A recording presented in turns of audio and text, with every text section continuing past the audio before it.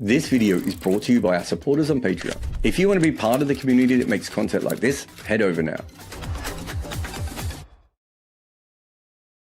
Welcome to Morning Glory, the show where we answer your questions on the overnight cricket while I'm still half awake, half asleep. Glass half empty, glass half asleep. I'm not exactly sure where we are here, but this has been an interesting session, right? I think it started in that sort of predictable way of Mitch Starc just has a big ball in his hand, and so you're going to go out every single delivery. And then afterwards, I thought Australia struggled for a long time. We talked about on the show the other day about Michael Neeson needing the new ball. I think Australia probably made the right decision, but all things considered, maybe you would prefer to have Boland and Starc bowling at the start, not Neeson and Starc. Doggett, I thought, really struggled at times today. He was bowling. He bowled too many balls that were wide. He bowled a couple of very short balls as well. I'm trying to think. Oh, down the leg side. I just think if you're 133, 136 kilometers an hour, you've just got to be more accurate than that. Like Matt Henry can get away with a few of those who bowl similar to Doggett because he bowls about a yard quicker. And so there were some issues all the way through there. So I thought that was another thing that Australia need to have a look at. As far as Zach Crawley goes, I thought he looked really jumpy and very Zach Crawley in the first hour, but I really liked his batting in the second hour. I mean, there was, I suppose, a couple of caught and bowled, although he pinged both of them, to be fair. But on another day, he could have been in a situation where he could have gone out, caught a couple of times there. But it was the first bit where he was cover driving in the air all the time and popping the ball up and, playing loose. But I thought that second hour was really good. Probably the break doesn't help. He's weird to see. He's an opener, and most openers are used to this, but probably the break doesn't help someone like Crawley. So it'll be interesting to see how he goes ahead. I think Root's just trying to work out how to get the singles and get off strike. And he had, I think the LBW shout was probably, and the edge. So he had a couple of small ones, but I thought he did pretty well. We've got the Rushline integration coming up. So they have, I've got to make the screen way bigger. Apparently that's still not big enough. They have Australia as a 62% chance of winning at lunch. And they have England as a 22%. I watched Rushline and the betting markets for the last hour, waiting to see if the markets and the AI and the punters and everyone decided that Australia shouldn't be favourite. They didn't. I think a lot of people are waiting for the to see what happens in the evening sessions and everything else, which is fair. And Australia was obviously always going to be such a short price favourite there, but no doubt there was a big difference there. And I think if we got Muku, we got some of the other things as well. So if Zach Crawley goes out, are you sure that's right, Muku? Because that's the exact same percentage. Surely it should change a little bit if Zach Crawley goes out. Have we got if Joe Root goes out? Let's have a look. I think we might have made an error there. If Joe Root goes out, it says the same percentage. I'm not sure that's correct. Muku might need to have a look at that again. Because it was changing before for me. But I think the market and Rushline are definitely expecting a wicket. I saw some of the information on Rushline as well when it came to the way that Crawley was playing. So there was certainly something there. Let's just go to the wickets as well. We had the full ball from Starc early on. Was he someone? I've now forgotten it. It was said about 83 times on commentary, but was it the 26th time he's taken a wicket in the first over? It's really interesting looking at Duckett in that situation because he did look sort of half on the front foot and a little bit pokey, I think, as much as anything in that situation. Good ball, though, and obviously well taken at slip. And then you have Ollie Pope's one, which is, it's just a kind of classic Ollie Pope dismissal. You should not get bowled off that ball. It's wide, it's short. I think if you look on the pitch map, I think it might have pitched outside off stump even, or certainly was angling way across. And yeah, he gets himself in a bit of a tangle and pulls her back onto the stumps. We've seen that quite a bit before. Unfortunately, that's how Pope goes. And then they probably got away with one that Root wasn't caught. I think Crawley had the edge behind in that first hour as well. That it looks like there might have been a little tickle on, it might have been given out. And as I said, he looked a little bit ropey at times. And then afterwards, I thought both Root and Crawley batted well. I see a couple of people talking about how this pitch looks flat. We have seen, at times with the pink ball that, especially if it goes soft and the pitch is a bit flat, you get a lot of runs. Don't make any assumptions at the moment until we get to the night session is the most important thing here. Because if you look at the amount of movement that Boland was getting in that night session, if he gets the same amount of movement, he's going to be very hard to play. And Boland was not particularly easy to play anyway. And then you've got Starc. So I wouldn't worry too much. I also thought Green bowled okay. So they've got some options there. What are some of the other things we need to talk about? Lyon not playing. Fascinating that they have decided not to pick Lyon and that England have gone with a spinner. So it's like the two teams have swapped theories. At the moment, it does look like a place you'd probably prefer to have a spinner. Again, let's wait to see what happens in the night sessions and the afternoon sessions and everything else. But right at the moment, I was thinking, yeah, probably looks like that's kind of a wicket. If it's going to be one of the lesser spotted softball, flatter Australian pink ball tests, then you probably do want Lyon to come in at certain times. But again, I don't think they're, I don't think you can make that claim right at the moment. Obviously, I'd been talking about it for quite a while about the fact I didn't think Lyon would play all the Ashes tests. So I think a lot of people are shocked at this. But if you've been following us, you know that I was pretty sure he wasn't going to play. The thing that allowed me to think he might play was the fact that Cummins and Hazelwood weren't going to. And I think that was certainly something, that had changed there a little bit. So, yeah, a couple of interesting things when it comes to that. Well, I've already woken the kids up, so we're okay. That's the morning alarm. But yeah, so again, I think on top of that, though, I don't think this is just about Lyon. I think this is probably also about batting. So Michael Neser hasn't come off yet.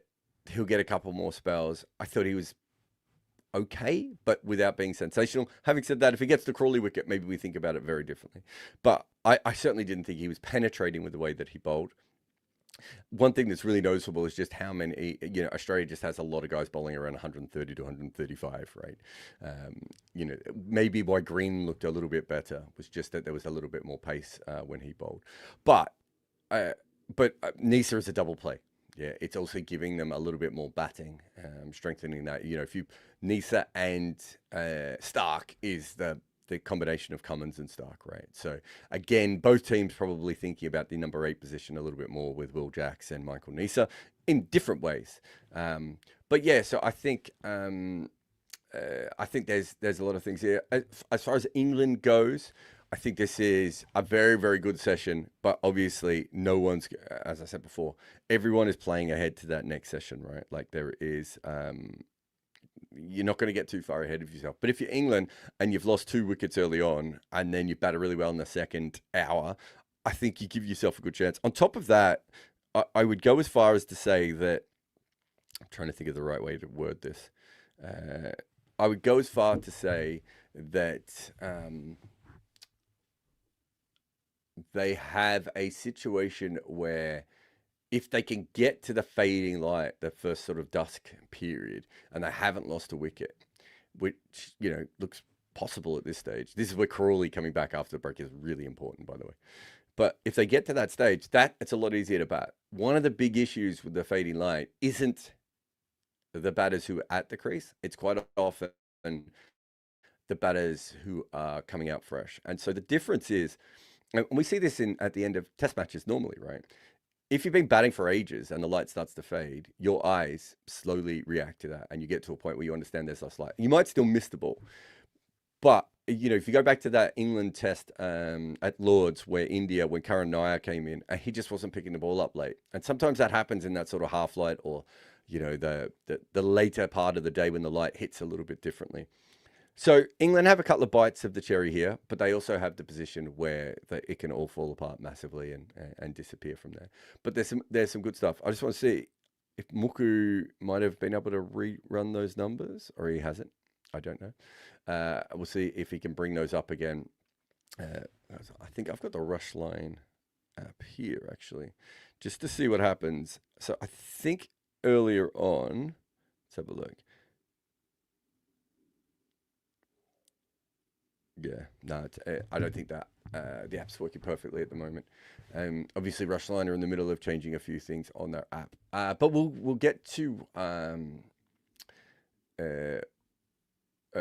couple of questions. So I've got Arco here saying Nisa did lost a yard of pace. I do like did lost.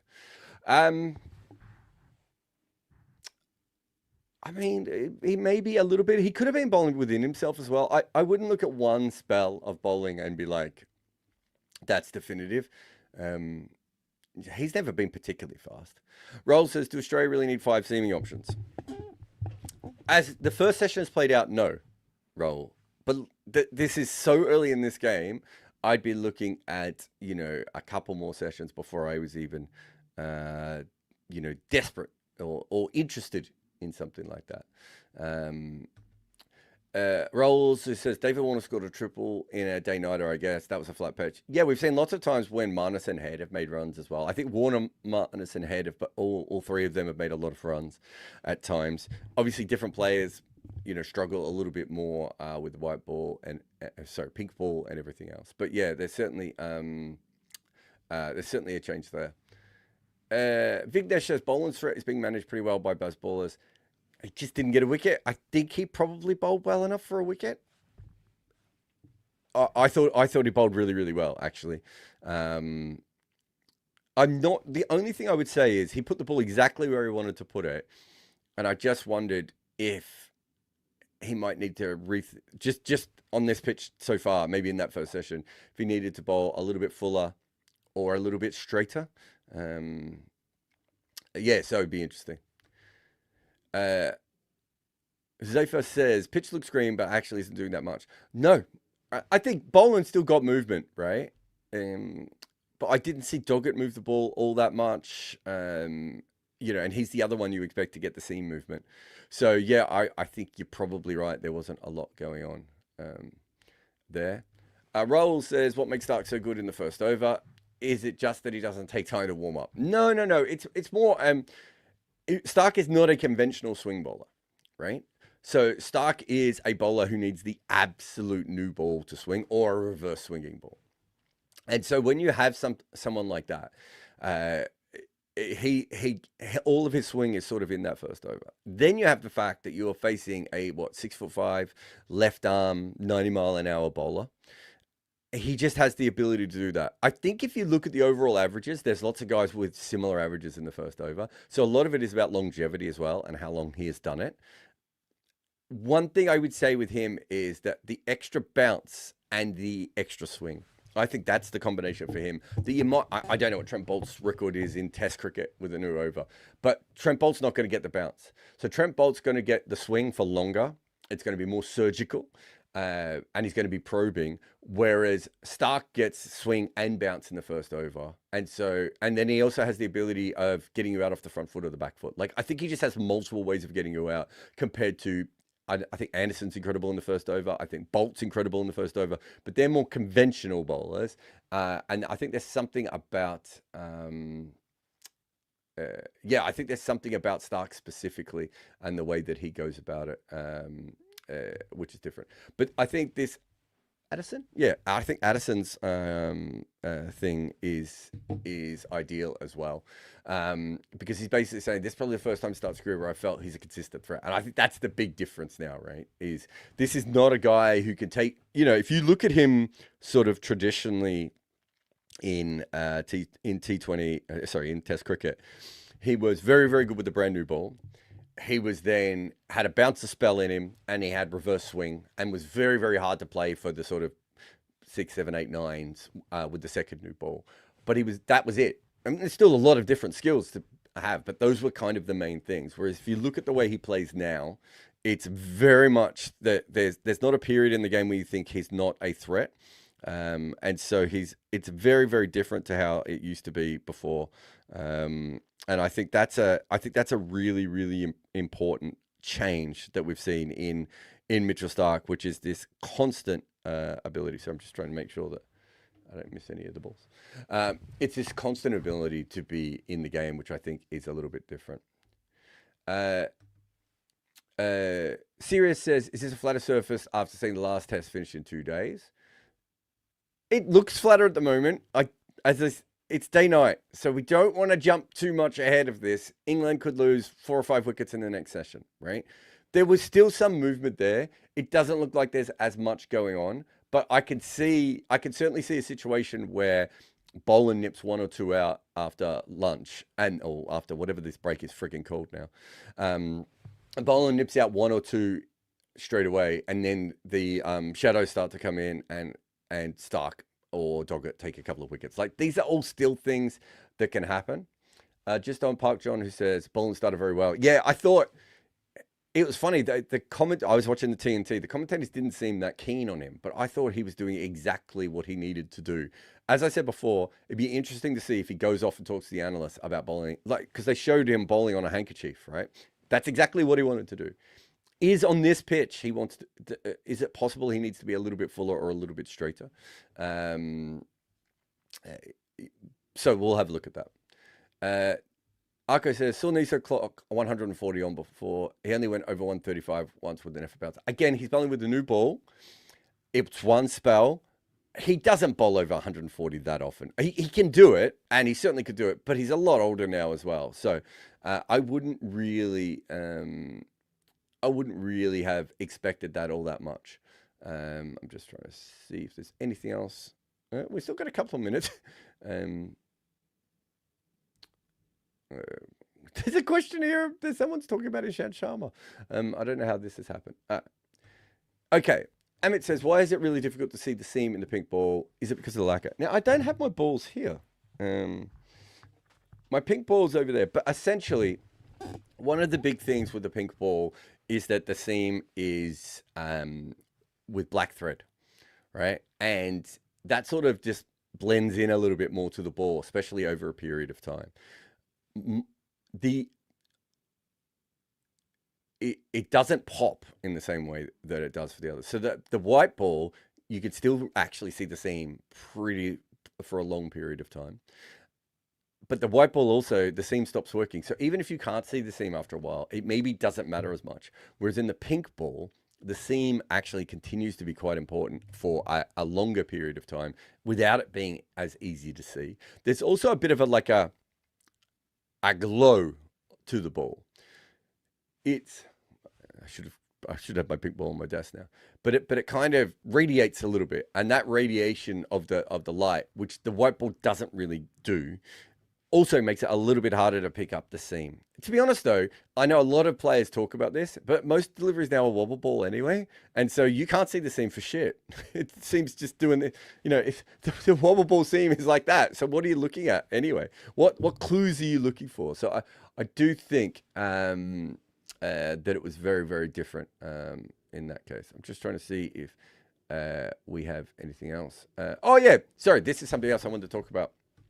Thank you to Ben for bringing this up. Starc is equal on wickets with Wassim Akram. How did the two compare? Wassim Akram is a completely different level of player to Mitchell Starc. Wassim Akram, I'm always a bit surprised his bowling average is as high as it is, especially, I think there's a little bit of format bleed with one-day cricket. But Wassim Akram's the first left-arm bowler who really has the ability to move the ball in both directions. He can do that conventionally, or he can do that with reverse swing. He could be incredibly accurate. He was, so fast, so smart. His ability to do stuff. He could be a bit of a patchy bowler, though, and maybe that's the only thing where he compares to Starc, in that there were probably times when you will watch Wassim Akram and think, oh, he's just kind of, this isn't just working for him, right? Maybe the smaller run up, he didn't always get the rhythm exactly as he wanted, but he was so skillful in a way that Mitchell Starc is never going to be skillful. Like, it's very hard for Mitchell Starc to swing the ball in both directions, which is very, very normal with both these players. The one advantage that Starc has over Wassim Akram is the bounce, right? Wassim could get decent bounce, but he's not as tall. But in every other way, Wassim Akram just beats him. He's a much smarter bowler, much more consistent, much more skillful, just so many different things. And also ahead of his time. You wouldn't say that about Starc either. Viraj says, how come a billion-dollar sport like cricket is not managed to make two identical balls with different colors? Well, there's a reason for this. You could certainly complain here, Viraj, that they haven't put enough money into the pink ball. 100% with you there. Bang on the money on your side. There is a reason that they are not identical, though, and that there's no amount of money that is going to be able to do that. The red is just the better color for a cricket ball because of the way it dies, right? The pink ball dies, but then the lacquer doesn't work and it gets soft, right? The white ball cannot be dyed in that color. So you have an element of spraying for the pink ball and the white ball that the red ball can't get. The issue here really is that it's very hard to dye a ball a light color and make it work and keep it hard and everything else. Maybe you're right. If we put in $50 to $100 million, they could work this out. That's not how cricket works. No one's in charge of cricket, so there isn't anyone to actually do this. I've said before that the best thing that we can do in cricket is for the ICC, and the ICC has no money to do this, but the best thing for the ICC to do would be to buy SG, Dukes, and Kookaburra, or at least their manufacturing of cricket balls if they want to allow the company something else, and literally start to do what baseball has done, right? Which is control the product a little bit more, and then work it out. I mean, Kookaburra changed the balls, and the ICC didn't know. Right? They found out because I'd written about it. Like, it's ridiculous that the ICC is one of the major clients of Kookaburra, and they didn't know that. We've seen it before with Dukes when they had a bad batch, where again, SG balls. It's like, well, if SG's making balls specifically for Asia, why are we just using them in India? Do you know what I mean? Like, why are we using Kookaburras in Asia when we could be using SGs? Is there a way of harnessing all the different skills that these different companies have as well? So yeah, I think there's a lot of different things that need to be talked about there. Muka, if you could just put up the integration again before we come back, just on where it was at lunch. I think, here we go. So they've got Australia at a 53. Is it 53? God, it's so small on my screen. Yeah, 53% chance of winning here. So Australia's still in front, even when factoring in the draw there. But they were very, very strong, not just after the couple of wickets, but for a long period of time, even as that partnership was going. So I think the market is still waiting to see what happens in the afternoon. So, I would say the same thing. When it comes to that, there's certainly, just wait. Just don't make any big assumptions on this pitch. If you think it looks flatter than a normal pink ball pitch, despite the grass, I don't disagree with you at the moment, but let's just see how that goes. We can take that one down again. Where are we here? Arco says the Wasm generation could tamper the hell out of balls too. Well, but they're ahead of the game, Arco, right? Lots of players have been tampering with the balls. Lots of people in Wasm's generation were tampering with the balls. Left arm bowlers still couldn't swing the ball in both directions, right? So it's way, beyond something like that at the moment. We've got a super chat come in as well. From the here says, how would you compare the white ball to the pink ball? They're both crap, but they're both crap in different ways. I think the issue with the pink ball is it can go as soft as the white ball, but it doesn't go dead. So it can, but a white ball just goes absolutely useless and just becomes mush at the 30-35 over mark, right? That doesn't quite happen to the pink ball in the same way as often. So I think it stays a little bit harder. But if you were to bring it into white ball cricket, I still think there's an argument, if we can get the pink ball right, it should be pink ball cricket in limited overs. But there is an element of the way that it moves so much that it would actually change the scores. So again, the pink ball is not anywhere near perfect, and certainly needs a lot more money being spent on it. And then in the white ball is just a piece of shit, right? Let's be honest. It always has been. It was done by Kerry Packer back in the day. It's never been any good. It's dreadful. It shouldn't be used in professional sport, really. The fact that we need two of them in a one-day game, it's not ideal. So So the pink ball would be interesting because I think if you had pink ball and limited overs cricket, you'd probably get more wickets. But you then afterwards would get, yeah,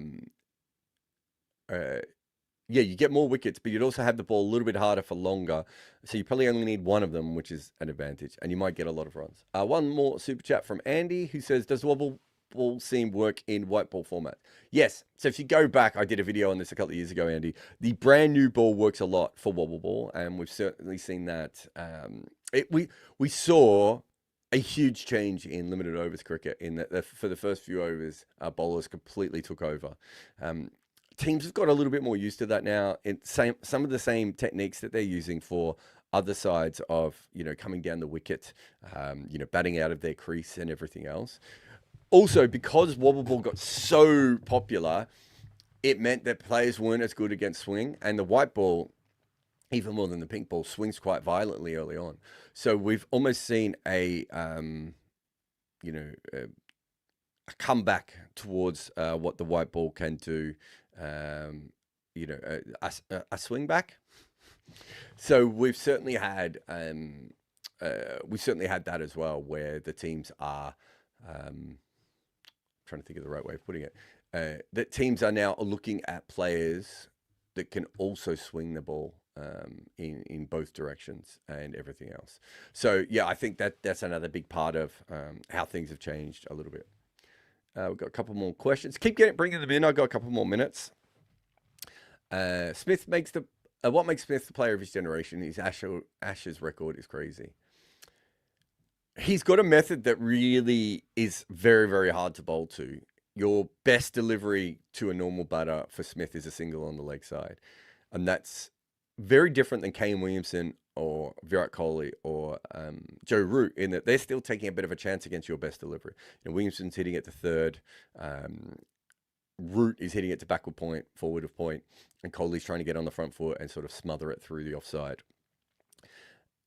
Smith's almost taking these slips out of the equation with that particular ball. His hand-eye coordination is incredible, but also he's probably one of the best problem solvers we've ever seen in cricket, right? His ability.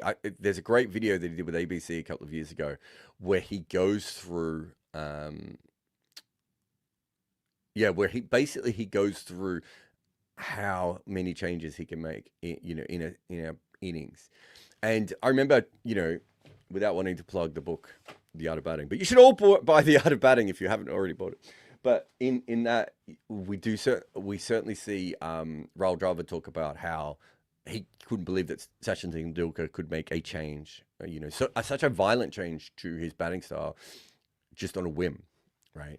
And I think that's what Smith does as well. It's that ability to just be like, oh, I'm going to play a very different style of game at the moment, and just nail it. And I think that is, for me, it is really an incredible skill to be able to change like that. And most players don't.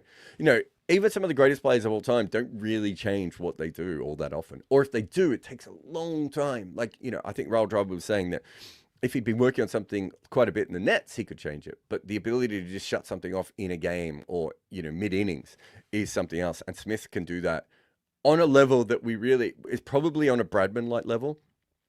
Maybe it's even more dramatic than what Sachin did. I'm trying to think. Kumar Sangakkara would be another one.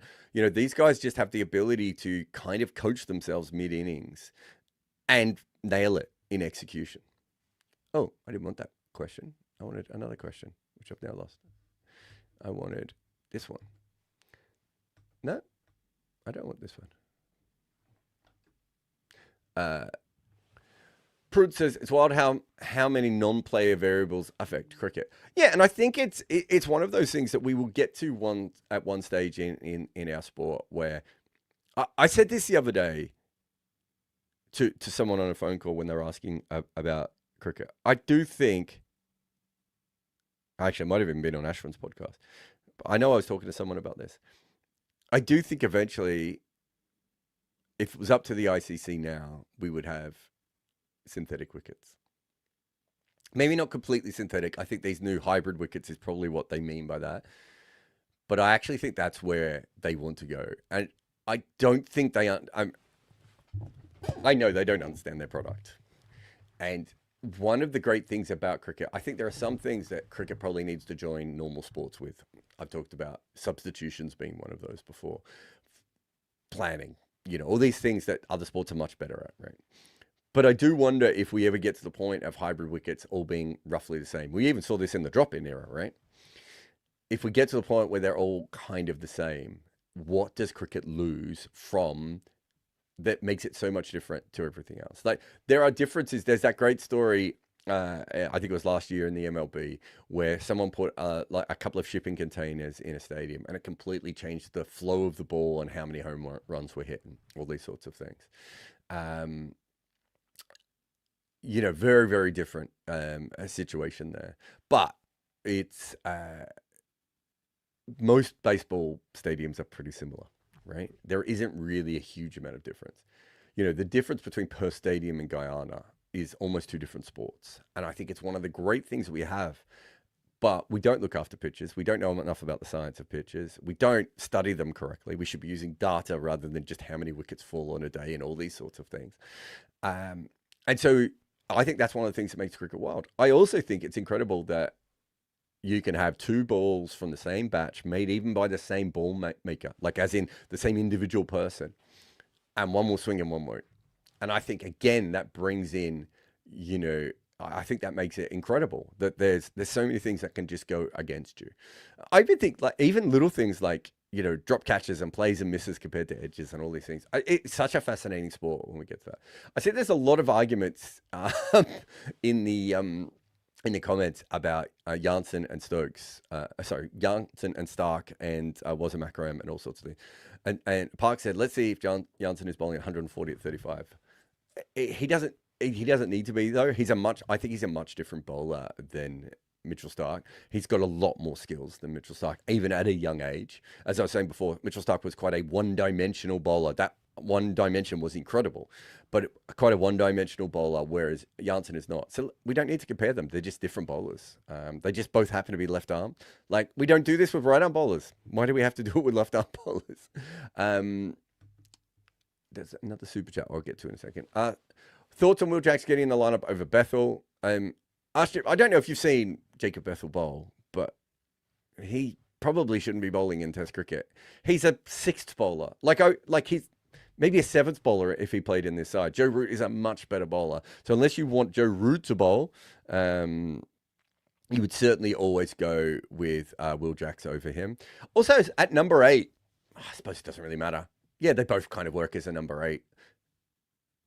I kind of think they don't ever think that Will Jacks is going to be a top 6 bat. So maybe it's better to bat him. If you bat him at number 8, you might not screw him up in the, let's call it the Moeen Ali rule, right? So yeah, I think maybe that's the other one. And then I thought we had one more super chat, which we do. And of course I can't find it. And Muku's fallen asleep.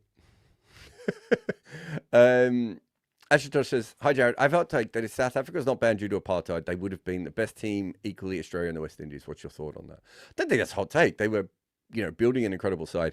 We don't know how they would have played spin or bowled spin. We don't know if they would have played anyone else in the 70s, right? Would they have become the Australia and the West Indies? No, because they might not have had, all of their cricket was basically around Western pitches and Western teams. We don't know how they would have gone in the West Indies, for instance, on those very, very different kinds of pitches. We don't know how they would have gone in Asia. So it would have been hard for them to develop those skills because they refused to play teams that weren't white, right? So let's say in 1975, they suddenly decide to start playing teams that are white, and they go off and they've got to play the 4 spinners, right? Or in the early 80s, they've got to handle reverse swing in Pakistan. I think they would have been pretty shit at those things because they wouldn't have been used to it. And that's if they would have done it. So let's say the apartheid thing doesn't happen, but they continue not to play white sides. Not to play sides that aren't all white or majority white, or however you want to, fit those things in. So let's say they do that. Then they can't be Australia or the West Indies anyway, because there's always going to be a hole in their record because they're not playing the West Indies, they're not playing India, they're not playing Pakistan, they're not playing Sri Lanka. So yeah, they wouldn't have become that team anyway. I think from a development point of view, we've got grave questions, but just from a question of how could they have dominated if they don't play half the teams in the world cricket? That would have, there would have been always an asterisk. I mean, people go on about, oh, Bradman didn't play here and play there. It's like, yeah, but Bradman still played, you know, in conditions when the ball was spinning and on wet wickets and all these different things that we can have a look at. And we know how he did. South Africa would have had none of that because it was basically covered pitches outside of England, everywhere else in the world during that period. So all we have is question marks on them as a team. So we have question marks now, and we have more question marks. Brendan Doggett is going to come in. That is it for the first Morning Glory, but there will be more mornings and glories. Ross Taylor couldn't see at night or when the clouds were in. Eventually, he had to see an eye specialist who would fix his eyesight. In the 2 years before the change, he still averaged more than 50 in international cricket. The top level of batting talent can basically see in the dark. That is who we are talking about in our new book, The Art of Batting. Head over and order your copy today. This video is brought to you by our supporters on Patreon. If you want to be part of the community that makes content like this, head over now.